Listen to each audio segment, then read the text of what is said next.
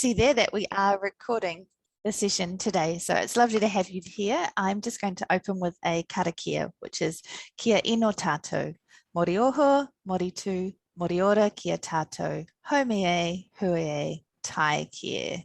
So it is my great pleasure, along with my colleague Nita, to welcome you to the LIANZA session today, where we are joined by Tim Darlington, who is from Massey University, Associate University Librarian Resources and Technology, and also assisting today is Steve Lowe from EBSCO. So yes, I'm a little bit new to the hearing about FOLIO, as you may be too. So if you have questions, please pop those in the chat.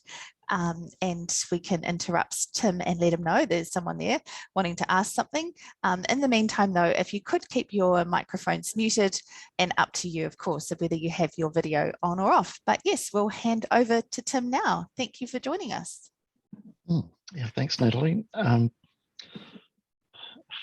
working from home, so fingers crossed this is all going to work exactly as I expected it to. Should be okay. I think my session is around 30 minutes or so, so there should be plenty of time for questions. Yeah, but as mentioned, feel free to interrupt as I go along. I'll just share the screen.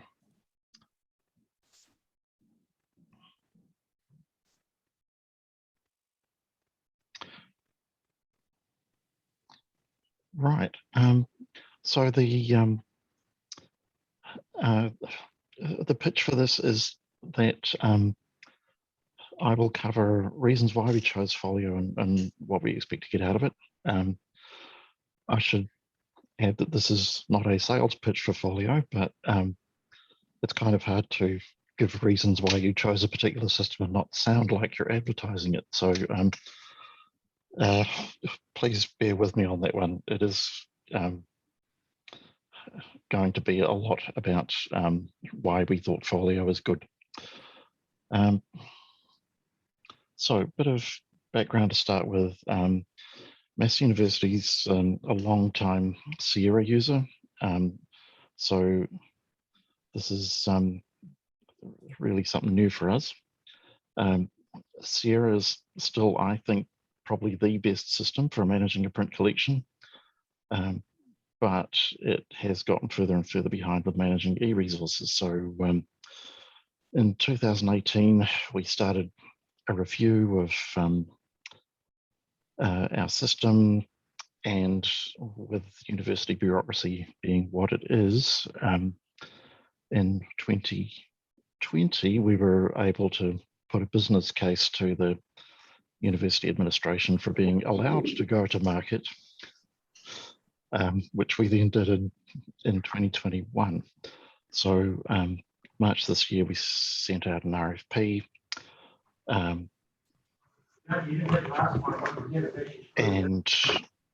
I think it was August that we signed the contract, and project to implement it is underway now.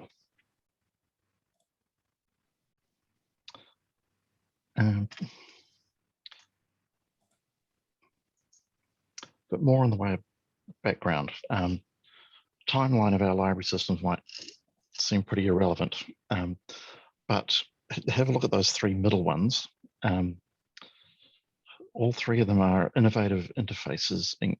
And both Millennium and Sierra were developed from that original InnoPack system that we implemented in 1994. So we've effectively been using the same system for 27 years. It's just been modernized over time, but anyone who was working at Massey University Library in the mid-90s could come along and sit down with Sierra and figure out pretty quickly that it's very similar to InnoPack. So that gives us the first of three things which make this project difficult for us. Having used the same system for 27 years, we have very little in-house experience of migrating from one library system to another. We have a lot of staff with really lengthy experience in one system, a lot of built up institutional knowledge, capability, and so on, that they are quite proud of. And there's 27 years of stuff. Massey has added and removed entire campuses in that time. The people who originally set things up in the 1990s are mostly gone now. And so one of the phrases I keep mentioning in this project is Chesterton's fence, in which, if you don't know why it was configured like that in the first place, it's probably quite risky to just assume you can do without it. So we're looking at all kinds of things where we don't really know why it was configured like that, but we don't know what we might mess up if we change it. That kind of thing can be quite difficult to work with. Another thing that makes this project difficult is that the way university bureaucracies work, the projects that you started at different times with different timeframes somehow end up being funded and approved all at once. So we also have a project to completely refurbish the Manawatu Library building, construction starting in Q2 next year, and our staff will be moved out into other locations around the university. And that means the third thing that makes this project difficult, we basically have to finish off this before we start on the building refurbishment. So we have pretty much a fixed deadline of mid-February to complete installation of FOLIO, and due to yet more bureaucratic nightmares with contract negotiations and so on, we weren't able to actually start the project until mid-September. So we want to go live into January. So there's less than 5 months to completely implement a library system migration. So those are the constraints that we're working with. Just a quick thing on what we did to be allowed to buy the thing. The business case is based on 2 investment objectives, which will be very obvious ones to you all, I'm sure. And from the university's perspective, the only one that really matters is investment objective 1, improving user experience in discovery and access of scholarly resources. Investment objective 2, efficiency and effectiveness of the library. They don't care about that unless it means we can make some people redundant. So although we are very happy about our ability to meet investment objective 2, it wasn't a big thing from the university's perspective. So those are pretty broad investment objectives, and we shortlisted 3 systems and had a look at them, and basically all 3 would meet those investment objectives. We could have picked any of them and be able to report back to the university that we've met those objectives. So that actually made for a pretty tough choice between the contenders. Really, we could have taken any of the 3, and right up until the last evaluation panel meeting, we were going back and forth between systems, trying to decide and not really reaching a decision.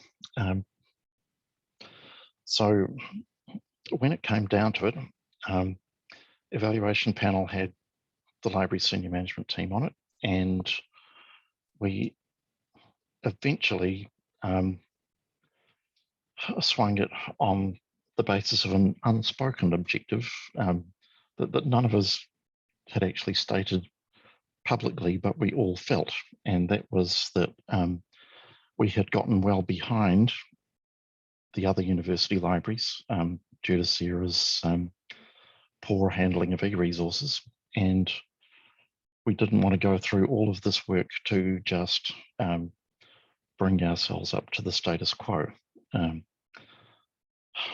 What we would like to do is go along, take a risk, make sure that we are implementing something that is really going to benefit us in the future, rather than just, okay, this meets the requirements, we'll implement this one. So onto the reasons themselves. I should say first that these are not in priority order.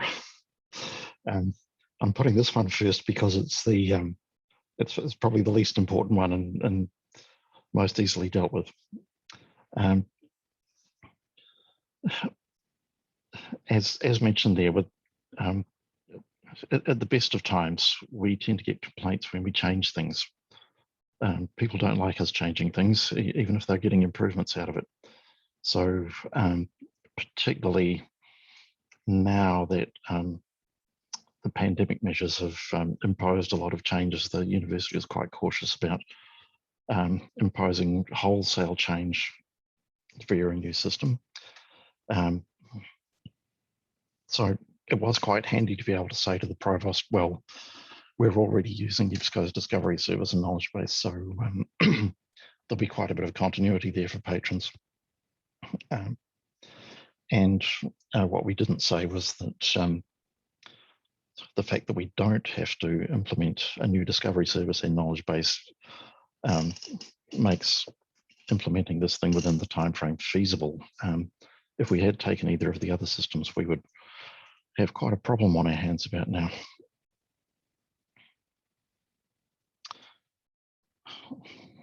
One of the biggest reasons for taking FOLIO is that it's data format agnostic.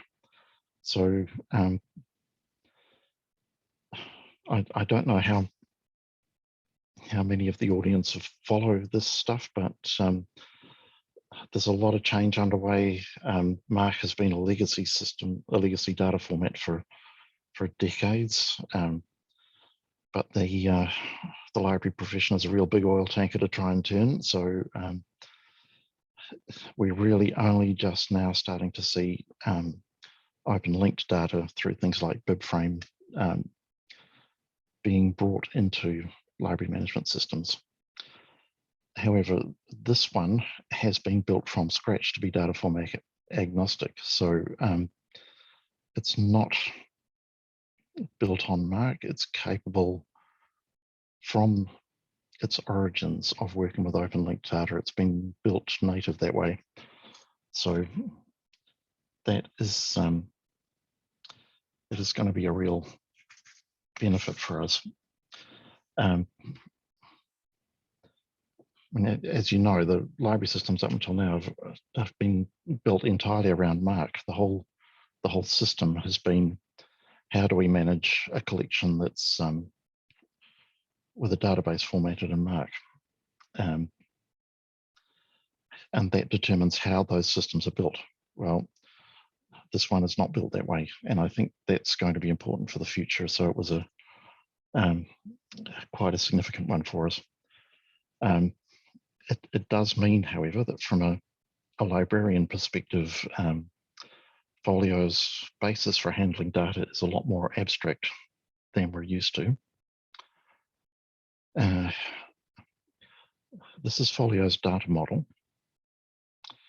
And you can see that center column there of work instance and item or holding is quite similar to the Ferber approach to cataloging the functional requirements for bibliographic records. I guess the main take home is that bit in the text there allows FOLIO to integrate metadata about resources regardless of format. Disparate resources can be surfaced using a common vocabulary and description. So the principle here is that you may not just have MARC records in your system. You'll have Dublin core stuff. You may have EAD mods, all kinds of things in there, or just stuff that you have put in there and you're not too fussed about what kind of data format it uses. All of that surfaced using a common vocabulary and description in Folio. So that has some significant implications for catalogers, and for how you structure your data storage. This is the how Folio stores records, and the important bits here are the inventory and the source record storage.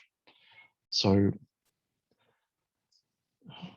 all our stuff that's coming in from Sierra, external sources down the bottom here, goes into this source record storage. The Folio inventory that staff work with in the library is this instances, holdings, items database here, which is basically built out of the records in the source record storage.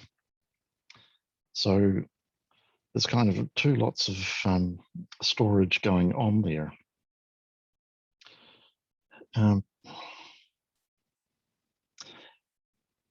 So that's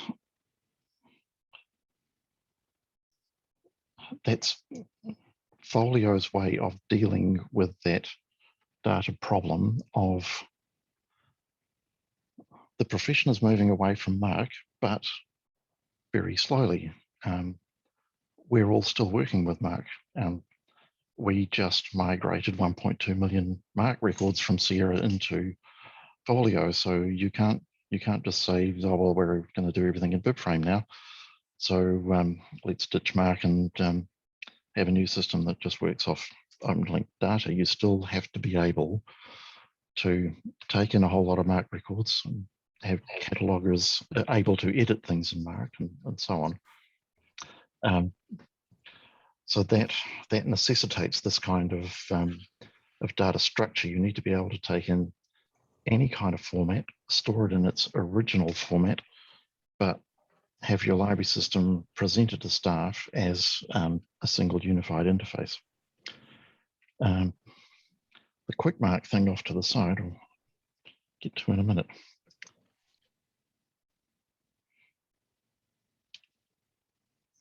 So I should probably illustrate this a bit. We'll go off and have a look at Folio itself. No offense, Steve, but the librarians who are used to using Alma will straight away look at this and go, oh, yes, that's open source, all right. However, it's not wonderfully pretty, but it works fine. So this is the format that it uses. You get search and filters on your left here, search results in the middle, and records displaying on the right. So to illustrate what we were just looking at in that data storage thing, if I go to create a new record in the Folio inventory, I do not get an editor for a MARC bib record. I get an editor for a Folio instance record, which is in a pretty generic data format. Records are the same kind of things that a MARC record does. It's just not MARC. But of course, all the records that we've loaded in here are MARC records. And you can see here, although they're MARC records, they're still in that, that same generic format, the Folio instance record format that we were looking at before. They've just been turned into that format from MARC. And if I go to edit them, it's that same edit screen.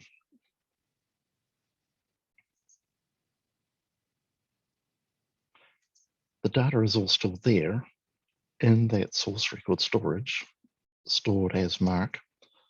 And if I want to, I can view the record in that storage. This is exactly as the record was exported from Sierra. It's still got Sierra's location codes in it, all still there, but surfaced in a standard format that applies to whatever kind of records that we put in there.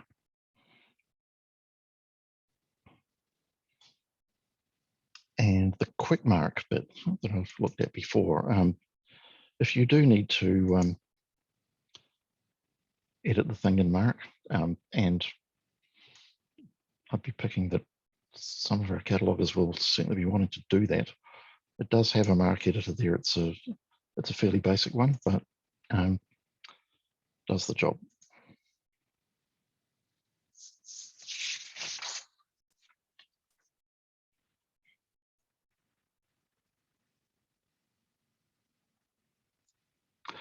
So the third reason is that Folio is the first newly built LSP for 10 years. So it's using the latest applications technologies. I'm afraid this next bit gets quite technical.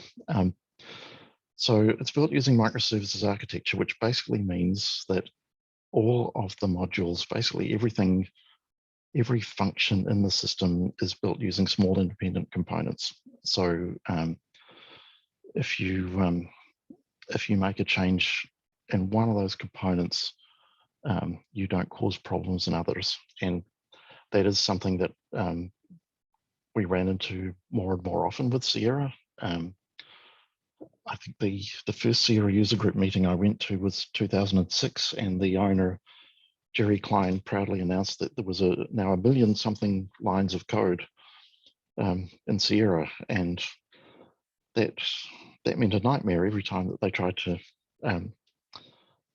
enhance it. This approach says you build everything in tiny little apps that only do one thing, and that way, if you need to swap them out for a better one, you don't have to worry about all the other things that are going to be messed up by it.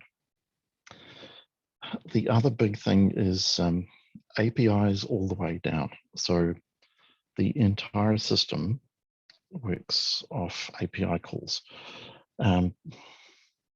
So APIs are a way for computer systems to deal with each other over the web using standard web protocols. So exactly the same stuff that your browser does.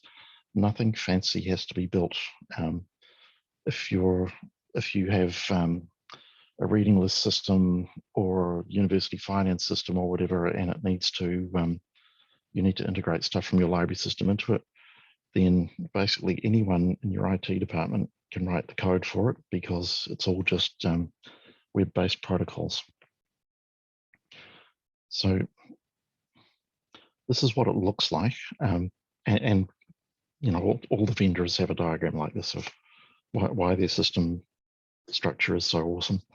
So this one I think actually really is.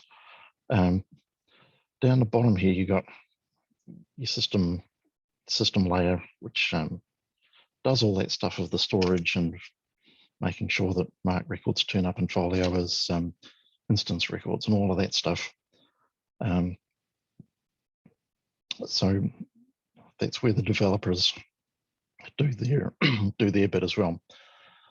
But above that is an API layer, and what that means is that nothing interacts with the system layer except through this API layer. So that applies to the staff user interface, the green bit up the top here. Even that, everything in that staff user interface is talking to the system layer through APIs.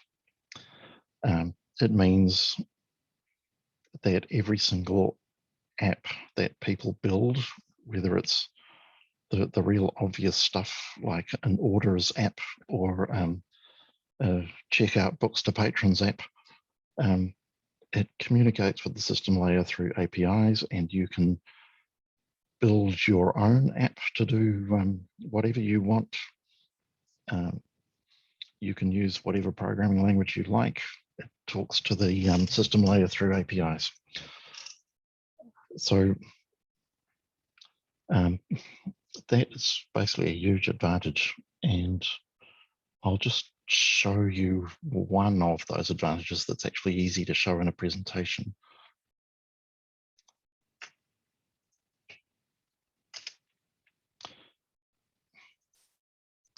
Don't do this to me, computer.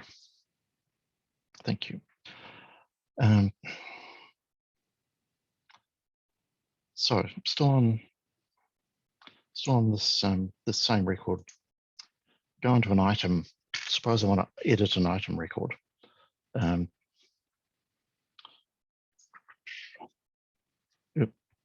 First choose the edit button. Just add a note. Just a basic note that says test note. Doesn't really matter. Whatever you're editing, it's all the same. And now let's just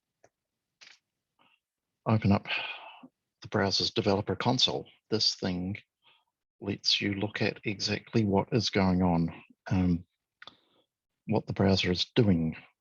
So when I hit save and close, it lists out all the things that the browser did when I saved and closed. And one of the things it did is it sent a put request, which is basically update a website file. And you can see in the body of the request that it has basically resent the entire item. However, it's now got my note in there, test note. And what this means is that anything that you do in this staff interface, you can flick this open and you can see exactly what the staff interface is sending to Folio and what it's getting back again. And that, in terms of scripting stuff that you want to work with, you don't have to go off and look at the vendor's API documentation and say, oh, they haven't built an API for this. You just look in here and go, okay, here's what the interface is doing.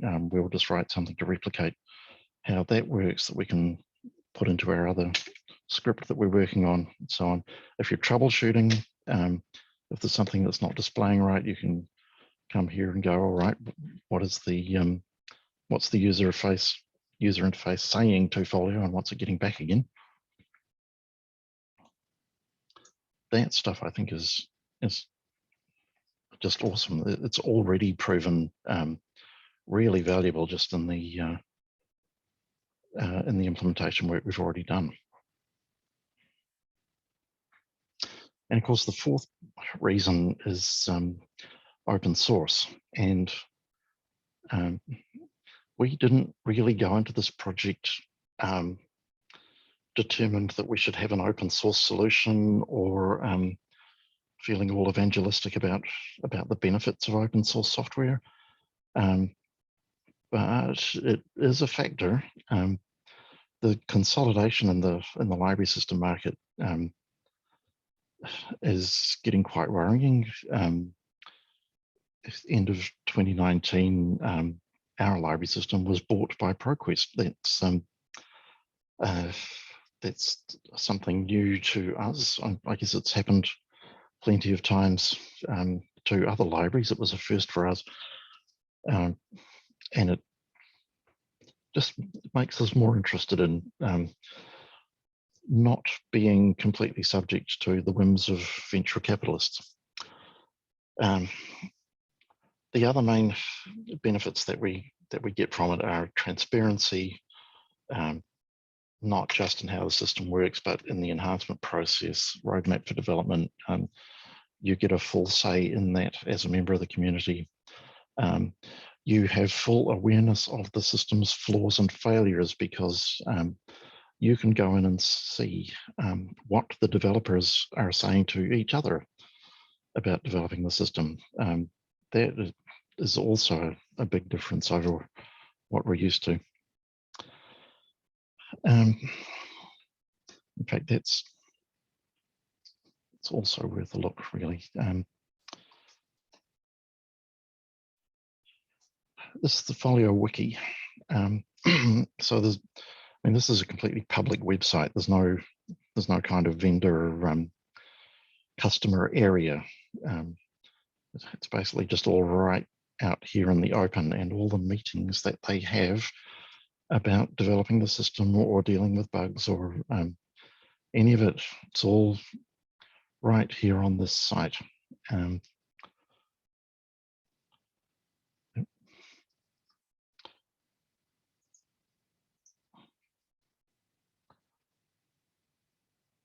on. This is the work that's going on the release that's coming out later this month. And so basically every single thing that's being worked on in here is on this site. You can just register for an account, go have a look. Every one of them is an issue that you can just go and look at, and you can see the comments that the developers are making to each other. You can join the Slack channel that they're using to do this work. So if they are having problems with the piece of functionality that you're really looking forward to, you can just sign up to monitor these things and keep an eye on it. I think that is just awesome. And of course, the whole thing's on GitHub. This is a site where people put their open source software projects. So Massey Migration is on there as an open source project. If you want to look at the Folio, you can download Folio and put it on a server yourself if you want. Folio.org is the GitHub site for Folio as a whole. This is our migration site, which is why it's private. But again, you get all the stuff that the people working on your migration have put in here in terms of how they're going to map things, what the results were, all the reports.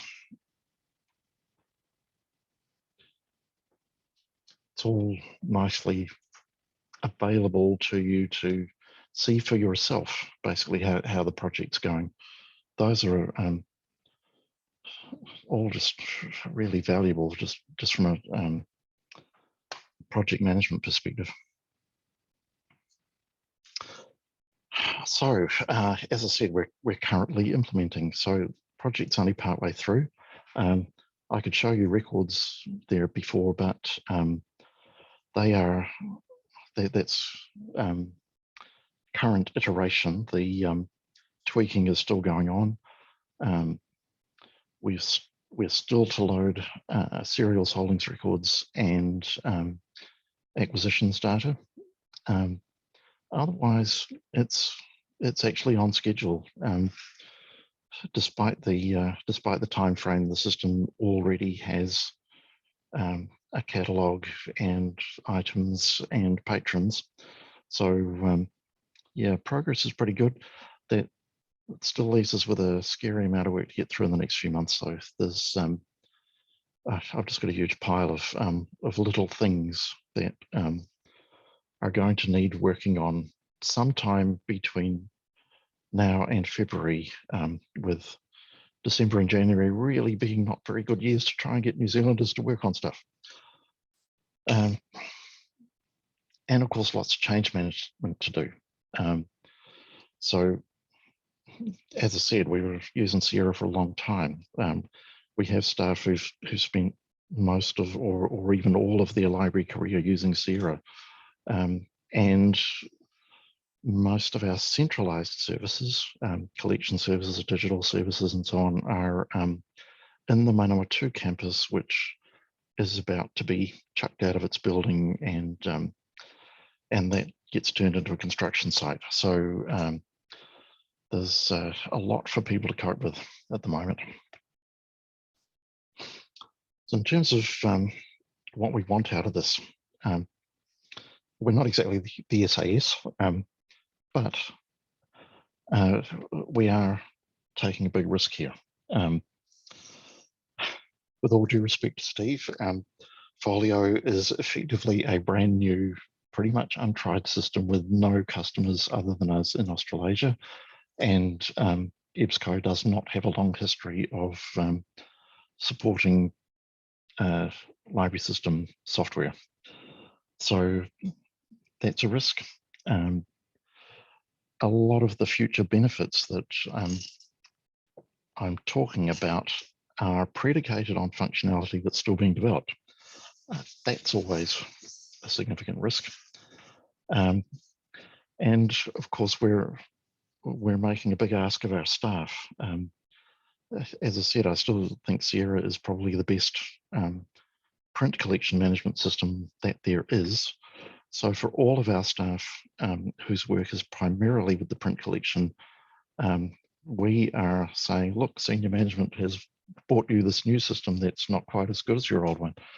That is a fairly tough sell in terms of change management. On the other hand, we're looking forward to some real benefits. So we're expecting much easier integration with other university systems and with third-party applications, things like reading lists, research data management. As I was showing earlier, it's very easy to see how to build things that work with this system. We're expecting to be able to make much greater use of open linked data, much better able to cope with moves towards BibFrame as time goes on. What we really want is exposure of our holdings and that linked data to web search engines. We've got nearly half of our patrons starting in Google, not even Google Scholar, but just starting in Google. So we really want our stuff to be indexed in those search engines. We want to bring in other types of data into the system, our archives, records, institutional repository, digital asset management, all of that stuff. We want ease of development for any of our own apps or scripts that we want to develop. And we are expecting that this microservices architecture means that development can be done much more rapidly with fewer bugs. So we're expecting to see great things ahead. So that's it. I'll leave that slide up as it has the useful links stuff. But that's it from me. So are there any questions? Tim, thank you so much. That was fantastic. We do have one question from Chris Cormack coming, which he calls a tough question, but it's actually a very beautiful question in a chat room. He says, in 2017, Massey made and publicized a decision to become the territory-led university, to quote, role modeling excellent practice as a territory Waitangi-led institution. How does picking this system live up to that responsibility, particularly with respect to Tikanga Māori, Te Reo Māori, and Māori data sovereignty? Please. Interesting question. Very good. Yeah, and we've worked pretty closely with our Māori services team throughout.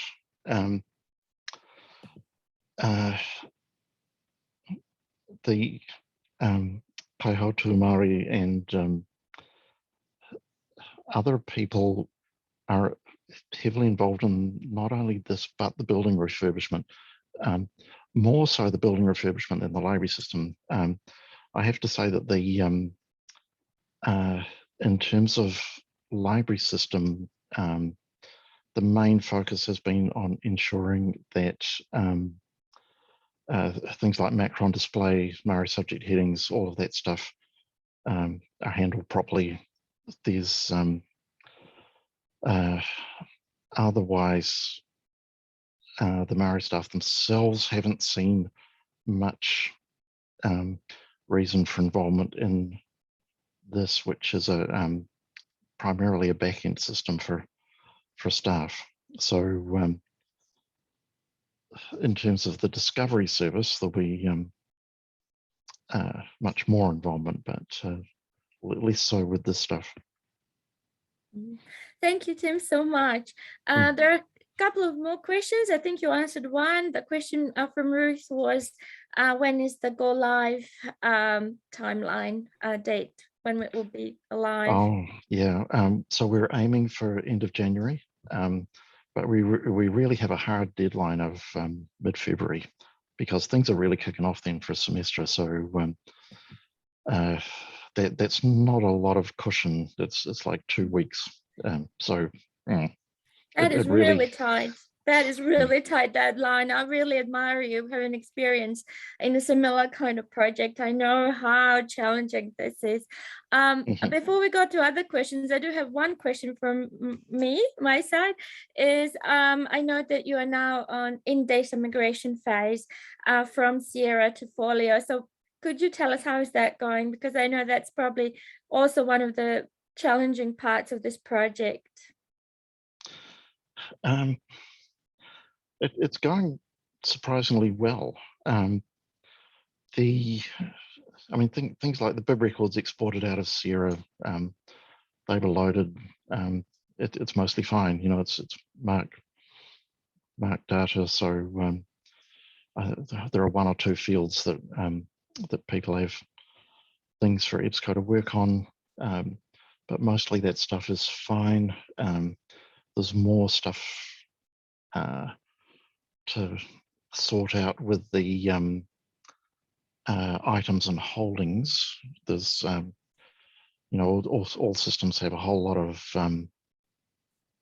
configuration fields and so on that aren't standard and don't map easily. So, but that is going really well. I think it has been noticeable that the team the EBSCO implementation team have worked on some other Sierra migrations. So this is not new to them. They do understand it, but it's not as slick as an outfit like Ex Libris or whatever, where they've migrated hundreds of Sierra libraries already, and so they just slap you down a set of files and say, here you go, fill these out, and we'll have it all done for you. There is quite a bit of back and forth of checking things and correcting things, but I don't know, that in itself is a good thing. It's quite an iterative process, but it's gone surprisingly smoothly. Fantastic. I believe most of your cataloging team will be involved in this project. I presume, yes, as well. And another question I have is how is the working in Folio, setting up everything, impact the interloan service, especially integration with WorldShare interloan system? Have you, is that part of the project? And have you, are there any challenges in that? Not really. We didn't have any kind of integration between Sierra and WorldShare, so our staff have been used to working in 2 systems there. So we're regarding that as not a major requirement for go live. It'll be something to be worked on over time. The only thing that we are working on is the patron data in Te Pasa for university libraries. I think most of us use Te Pasa, which means you need patron data in there. So that part we're working on, but again, the API setup is so good that it's fairly straightforward. Fantastic. So your team will continue working with two separate systems. Interlon will be separate system from Folio. Is that correct? Yeah, I think that's going to be work for further down the track, integrating the interline stuff into it. Yeah. Okay, fantastic, Tim. Thank you. I'm going to hand over to Natalie. Yeah, I'll just follow up. Yeah, hi, Nat. We have a few other questions coming through. Yes, we do. So in the chat, we've got a question from Lachlan to ask, are you able to say what other systems you considered before choosing Folio? That was something I was thinking too. Well, yeah, I guess it's not commercial in confidence anymore. We shortlisted Alma, Folio, and Wheelchair Management Services. Awesome. Cool. Good to know. And then we have a question from Ian, which says, are you expecting internal staff to get involved in the open source development directly, e.g. bug fixing, etc.? How about students?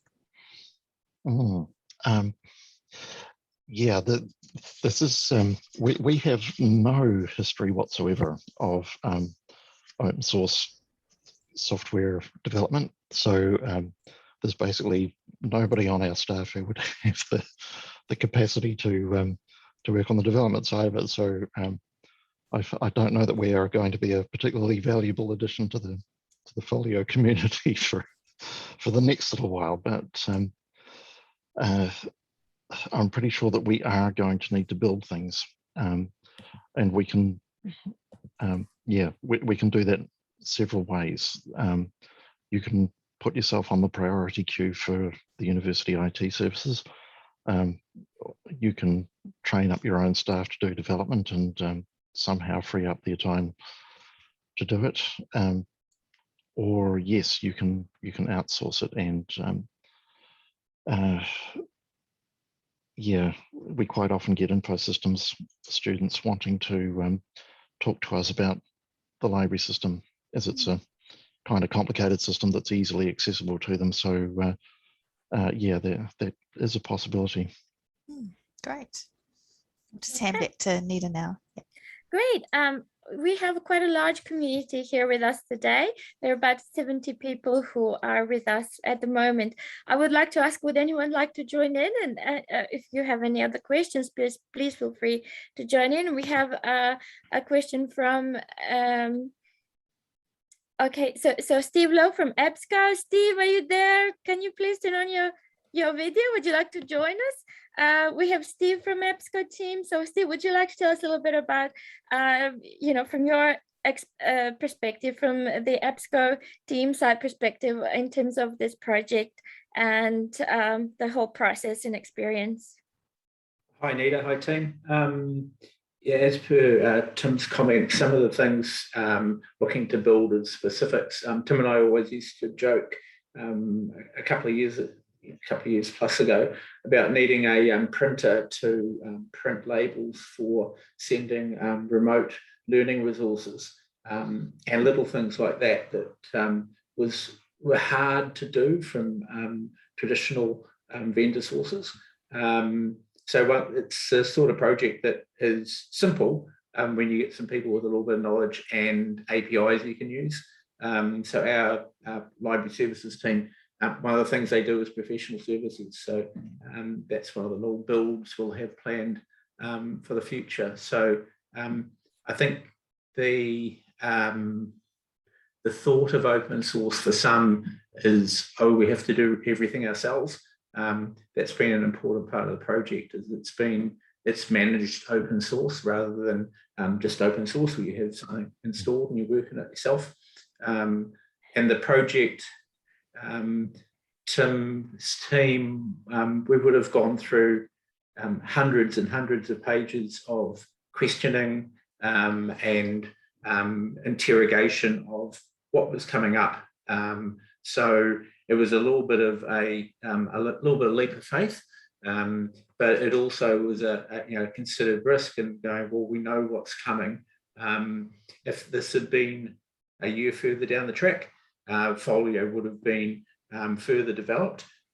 there's probably 50 libraries, mainly universities around the world now with in go live progress for it. So it's a growing community, but you know, sometimes a leap of faith is needed to get the rewards out of it.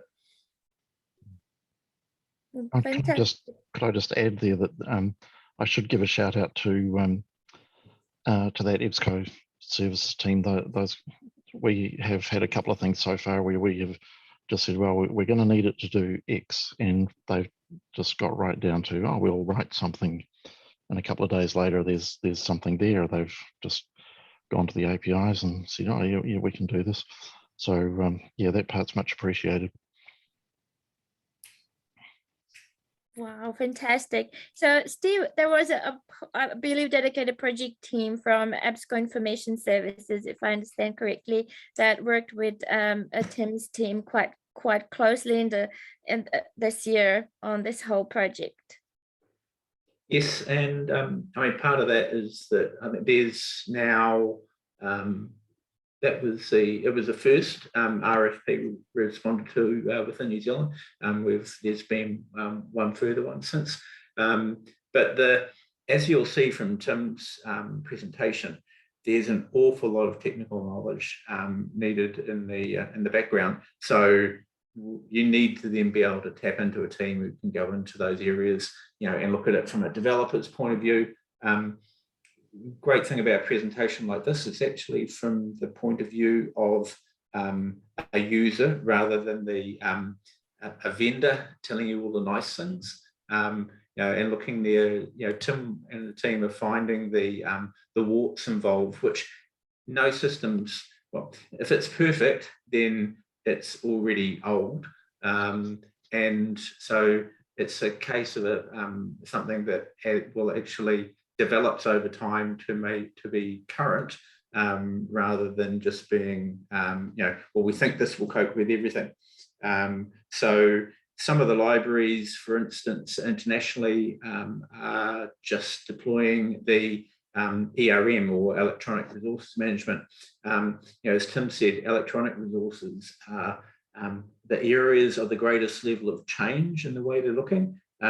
Sierra handles print brilliantly. There aren't many new developments in print. You know, the new developments tend to be happening electronically.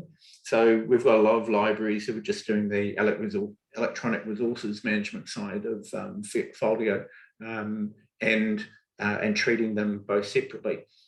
But there's not the need to be as forward moving with print, I think, overall. But we've got to be able to cope with things that have been legacy for the last 20 years in systems. Fantastic. Thank you, Steve, so much. It is a fantastic achievement for both of your teams, I believe, and the beginning of next year will be interesting and quite, you know, quite exciting for both of you as well. And so we will monitor your website, and as soon as FOLIO is up and live and running, we'll definitely give it a go. And I can't wait to see it as a librarian in action as well. So really well done, really fantastic, really very new and progressive project that hasn't been in New Zealand libraries, especially tertiary, for a long time as well. We do have a couple of last questions, so we have a couple of minutes left, so we'll use those if Tim could answer, coming from a chat room. One is from Romy. What are you using for your catalog, EDS or separate OPAC? We're using EDS. That's one of the ways that we get some continuity. FOLIO is built to work with EDS, and we were already using it. So the changes for patrons will mostly be about improved discovery of things and ease of access to them. Wow, fantastic. All right, I believe, Nat, that we are close to the end of the session. If there are any other questions, you're welcome to pass them through our LIANZA website directly to Nash and me, and we'll pass it on to Tim to answer to you via email. We are truly grateful to our presenters. We are really grateful to be able to learn about this exciting project and at Massey University Library, and also to all of our colleagues around across New Zealand who have joined us in this hour. Ka kite anō. So I'm passing on to Natalie for a final karakia and a final goodbye for this session from both of us and our Telsig team as well. So thank you, Tim and Steve, very much. Thank you. Yeah, that was great. Thank you, guys. So I will finish with the closing karakia, which is kia ino tātou, whakanoa e tēnei wahi, whakanoa e tēnei korero, whakanoa e tēnei tangata, haumi e, hui e, tai ki e. So thank you, everyone. We can stop the recording now too. Thank you.